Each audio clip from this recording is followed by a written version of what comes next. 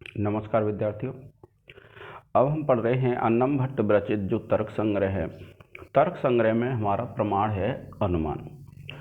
अनुमान प्रमाण को हम पढ़ चुके थे और आपने अनुमान प्रमाण में लक्षण पढ़ा था कि अनुमितिकरणम अनुमानम, कि जो अनुमिति होती है, अनुमिति क्या है, जो दूसरा यथार्थ अनुभव है उसका नाम है अनुमिति। तो अनुमितिकरणम अनुमानम पढ़ा था हमने कि अनुमान, जो अनुमिति का जो करण होता है उसको क्या कहते हैं, हम अनुमान कहते हैं। तो अनुमिति के करण को अनुमान कहते हैं। अब जब आप देखेंगे तो अनुमान कितने प्रकार का होता है। जैसे आपने प्रत्यक्ष को पढ़ा, प्रत्यक्ष कितने प्रकार का होता है, 2 प्रकार का होता है, निर्विकल्पक और सविकल्पक। इसी प्रकार से विद्यार्थियों जो अनुमान प्रमाण होता है वह भी कितने प्रकार का होता है, 2 प्रकार का होता है, स्वार्थानुमान, परार्थानुमान। तो क्या कहते हैं, देखिए अभी हम यहाँ जो पढ़ रहे हैं यहाँ तक हमारा स्वार्थानुमान है। स्वार्थानुमान एक जो पहला भेद है।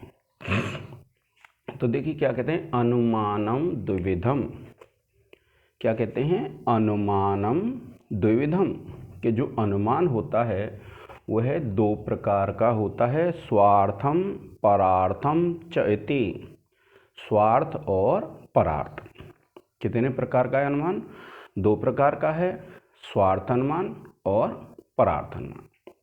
तो क्या कहते हैं, अनुमानम द्विविधम, कि जो अनुमान है वह 2 प्रकार का होता है, स्वार्थानुमान और परार्थानुमान।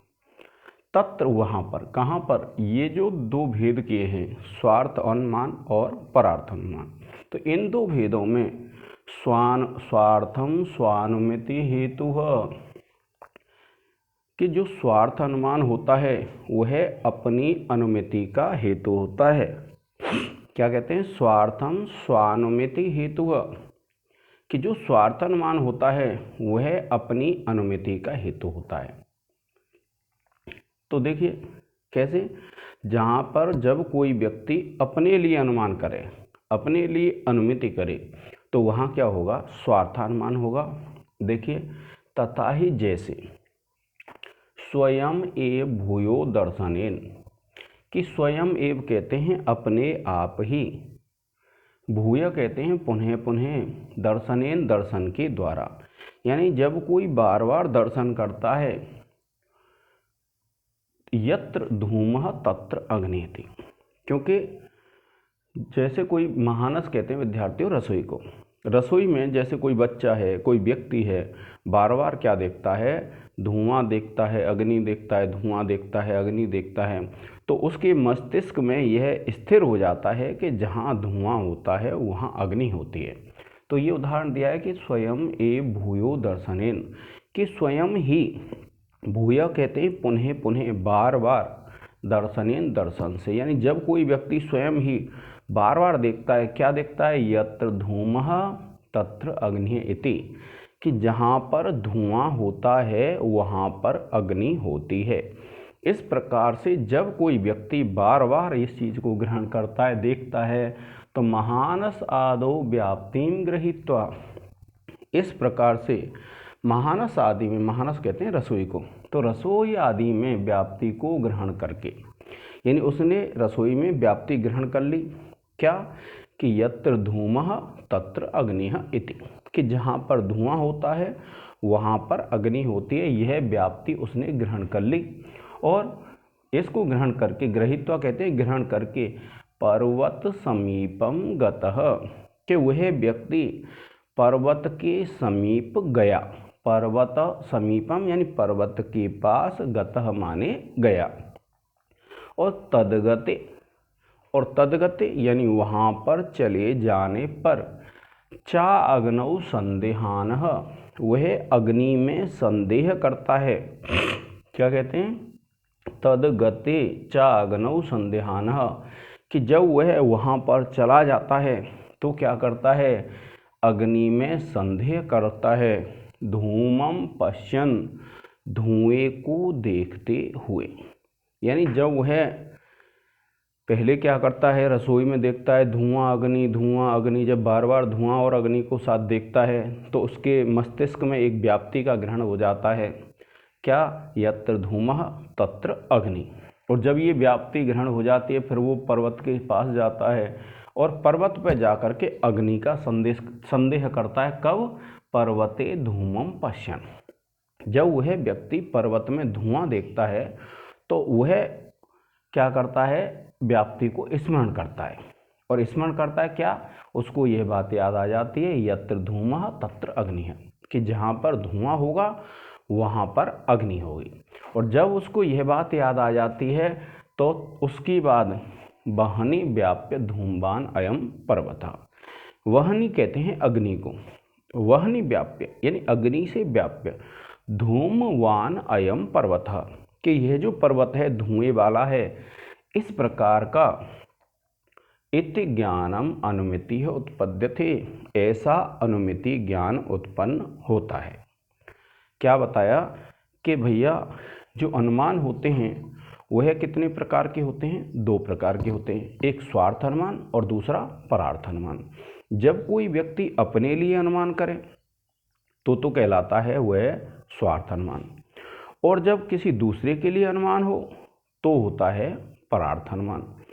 अब इसमें जो अन्नम भट्ट हैं वो क्या कहते हैं, जैसे कोई व्यक्ति बार बार क्या है, रसोईया में ये देखता है, रसोई घर में कि धुआं और अग्नि साथ साथ रहते हैं। जब वह बार बार इस चीज़ को देखता है तो उसको इस चीज़ का ज्ञान हो जाता है कि यत्र धूमः तत्र अग्नि इति, अर्थात जहाँ पर धुआं होगा वहाँ पर अग्नि होगी, यह बात उसको ज्ञात हो गई। और जब ज्ञात हो गई तो वह कभी पर्वत पर गया और पर्वत पर जाकर के उसने क्या देखा, दूर पर्वत में धुआं देखा, और धुआं को देख करके उसको अग्नि का संदेह हुआ। क्या संदेह हुआ, कि यहाँ पर अग्नि है। तो ये ऐसा जब उसको संदेह हुआ, और संदेह जब उसको हुआ कि जहाँ पर धुआं है वहाँ पर अग्नि है, जब उसको ऐसा संदेह होता है तो उसको व्याप्ति स्मरण आती है। और व्याप्ति क्या है, उसके मस्तिष्क में है, यत्र धूमः तत्र अग्नि इति। तो ऐसी व्याप्ति का जब स्मरण हो जाता है तो वहाँ पर ये चीज़ स्थिर हो जाती है कि यह जो पर्वत है उसमें अग्नि है। यानी वह व्यक्ति जो पर्वत पर गया था उसको क्या अनुमिति हो गई कि इस पर्वत में अग्नि है। तो ऐसा जो पर्वत अग्नि वाला है, क्या कहा, वहनी व्याप्य धूमवान अयम पर्वतः, कि अग्नि से व्याप्य धुएं वाला यह पर्वत है, ऐसा अनुमिति उसको उत्पन्न हो जाती है। और अयम एव लिंग परामर्श, और यही क्या कहलाता है, लिंग परामर्श कहते हैं। यानी ऐसा लिंग कहते हैं धुएं को, यानी धुएं को देख करके, धुआं देख करके जब व्यक्ति को अग्नि का ज्ञान हुआ तो यही क्या कहलाया विद्यार्थियों, लिंग परामर्श। अयम एव लिंग परामर्श इति उच्यते, यही लिंग परामर्श कहलाता है। कौन सा, कि जब धुएं को देख करके अग्नि का ज्ञान हो जाता है तो यही कहलाता है आपका लिंग परामर्श। और अब हम पढ़ेंगे परार्थ अनुमान, दूसरा अनुमान।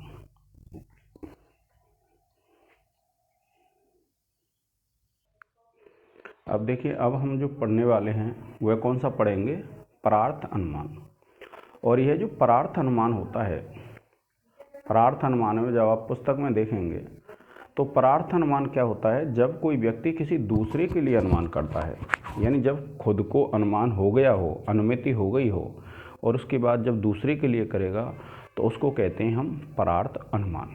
देखिए कि यत्तु, यत्तु माने जो, स्वयं धूमाद अग्निम अनुमाय, स्वयं माने स्वयं, धूमाद कहते धुएं से, अग्निम माने अग्नि का अनुमान करके, पर प्रतिपत्त्यर्थम, पर कहते हैं दूसरे की, प्रतिपत्त्यर्थम प्रतिपत्ति के लिए, दूसरे को ज्ञान कराने के लिए। क्या कहा, यत्तु यानी जो, स्वयं धूमात अग्निम अनुमाय, स्वयं धुएं से अग्नि का अनुमान करके, यानी जब किसी व्यक्ति को धुएं से स्वयं अनुमान हो जाता है तब।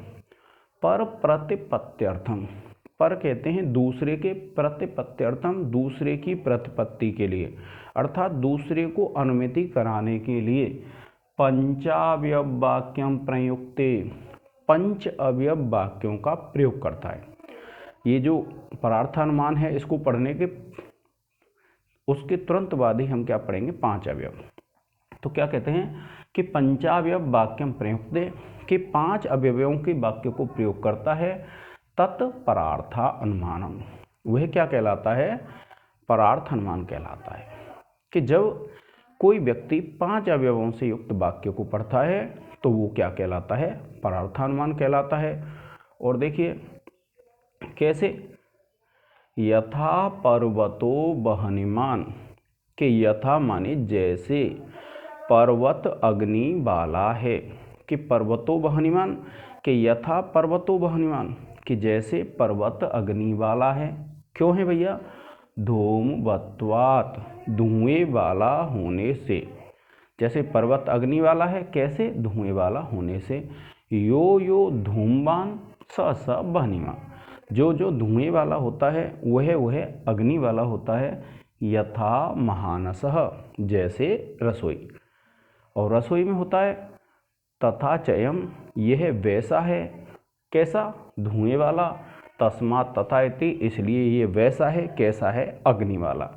अनेन प्रतिपादित तालिंगात, यानी इस प्रतिपादित लिंग से परो अपि अग्निम, पर अपि कहते हैं दूसरा व्यक्ति भी अग्नि को प्रतिपद्यते जान लेता है।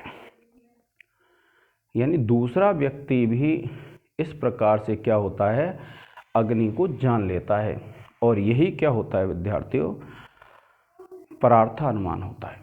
क्या बताया कि जब कोई व्यक्ति स्वयं अनुमान करके दूसरे को अनुमान कराने के लिए पांच अवयवों से युक्त वाक्यों का प्रयोग करता है तो उसको क्या कहते हैं, परार्थानुमान कहते हैं। यथा पर्वतो वह्निमान धूमवत्वात्, जैसे पर्वत अग्नि वाला है, क्यों, धुएं वाला होने से।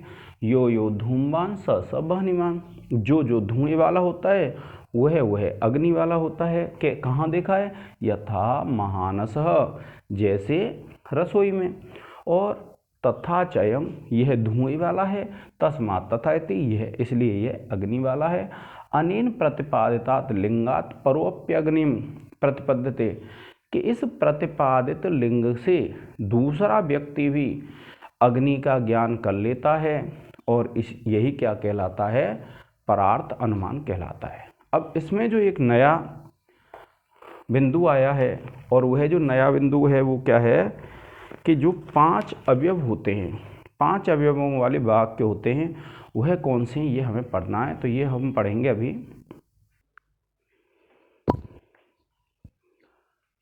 परार्थानुमान में आपने जो पंच अवयव वाक्य पढ़े थे, और वह जो पंच अवयव वाक्य हैं परार्थानुमान के, तो वे पांच हैं। कौन से, प्रतिज्ञा, हेतु, उदाहरण, उपनय और निगमन। तो क्या कहते हैं, प्रतिज्ञा, हेतु, उदाहरणोपनय, निगमनानि पंच अवयवाः, कि जो हमने परार्थानुमान में पांच अवयव पढ़े वे कौन से हैं, प्रतिज्ञा, हेतु, उदाहरण, उपनय और निगमन। अब प्रतिज्ञा, कोई आपसे पूछता है कैसे प्रतिज्ञा क्या होती है, तो आप लिखेंगे पर्वतो वह्निमान, पर्वत अग्नि वाला है। यानी पर्वतो वह्निमान, पर्वत अग्नि वाला है। इति प्रतिज्ञा, कि जब कोई व्यक्ति सबसे पहले पर्वत में अग्नि का संदेह करता है कि पर्वत अग्नि वाला है, यह तो क्या कहलाती है, प्रतिज्ञा कहलाती है। और हेतु क्या है भैया, तो हेतु है धूमवत्वात् इति हेतुः, कि धुएं वाला होने से। कारण क्या है अग्नि का संदेह करने का, धुआं। तो धुएं वाला होने से वह जो पर्वत है वो कैसा है, अग्नि वाला है। तो पर्वत अग्नि वाला यह प्रतिज्ञा हो गई, और धूमवत्वात् धुएं वाला होने से यह उदाहरण हो गया। और फिर क्या कहते हैं, यो यो धूमवान स स अग्निमान यथा महानसा, कि जो जो धुएं वाला है वह अग्नि वाला है, जैसे रसोई में। क्योंकि ये उदाहरण हो गया कि धुआं और अग्नि को साथ साथ कहाँ पर देखा, तो धुआं और जो अग्नि है उसको साथ साथ कहाँ देखा, रसोई में। फिर क्या कहते हैं, जैसे महानस इति उदाहरणम, और उपनय कहते हैं उसके समीप ले जाना। तथा चायम इति उपनय, यानी यह वैसा है, कैसा है, धुएं वाला है। तस्मात् तथा इति निगमनम, कि इसलिए यह अग्नि वाला है, यह निगमन है। तो ये क्या है, 5 अवयव प्रयुक्त करते हैं परार्थानुमान में। और पंच अवयव वाक्य क्या होते हैं, प्रतिज्ञा, हेतु, उदाहरण, उपनय और निगमन। तो प्रतिज्ञा कहते हैं पर्वत अग्नि वाला है, क्यों है, तो ये हेतु हो गया धूमवत्वात्। और उदाहरण क्या है, यो यो धूमवान स स अग्निमान यथा महानस, जहाँ जहाँ धुआं होता है, जो जो धुएं वाला है वह अग्नि वाला है, जैसे रसोई में। और फिर उसने कहा उपनय कहते हैं समीप ले जाने को, उप माने समीप और नय माने ले जाना। तो इसलिए यह धुएं वाला है, तस्मात् तथा इति, और इसलिए यह अग्नि वाला है। तो इस प्रकार से क्या है कि जो पंचअवयव वाक्य हैं अनुमान के वह पूर्ण हो जाते हैं। अब इसके बाद क्या है, अनुमान का उपसंहार है। अब उपसंहार जो होता है अनुमान का, देखिए, स्वार्थानुमिति परार्थानुमित्यो हो लिंग परामर्श एव करणम तस्मात् लिंग परामर्शो अनुमानम। क्या कहते हैं कि स्वार्थ अनुमिति और परार्थानुमिति में, यानी जब कोई व्यक्ति स्वार्थानुमान करता है और परार्थानुमान होता है, तो क्या कहते हैं उसमें लिंग परामर्श ही क्या होता है। देखिए कि स्वार्थानुमिति परार्थानुमित्योर, इसका एक स्क्रीनशॉट ले लें।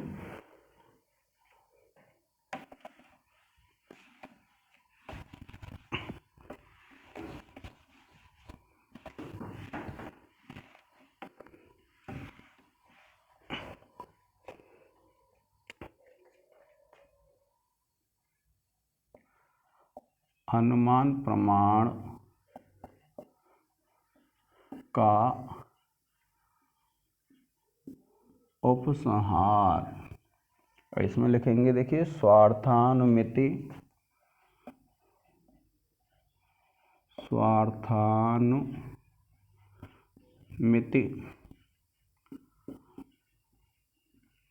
परार्थानुमित्योर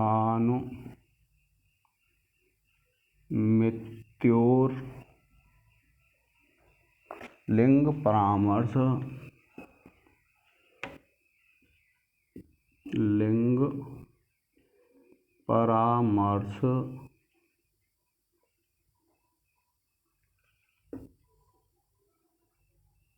एव करणम।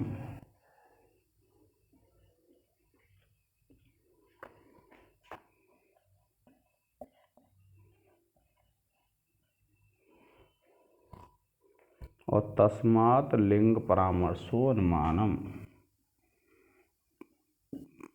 तस्मात् लिंग परामर्शो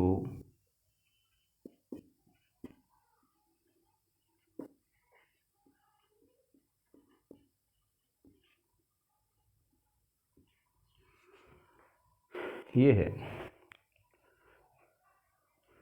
क्या कहते हैं कि स्वार्थानुमिति और जो परार्थानुमिति होती है, तो स्वार्थानुमिति और परार्थानुमिति जो होती हैं उनमें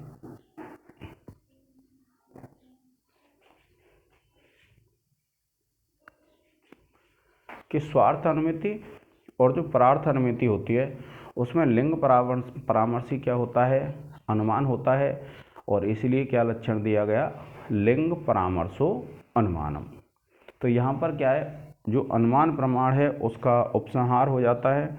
और हम आगे पढ़ेंगे लिंग के भेद, कि लिंग कौन कौन से होते हैं।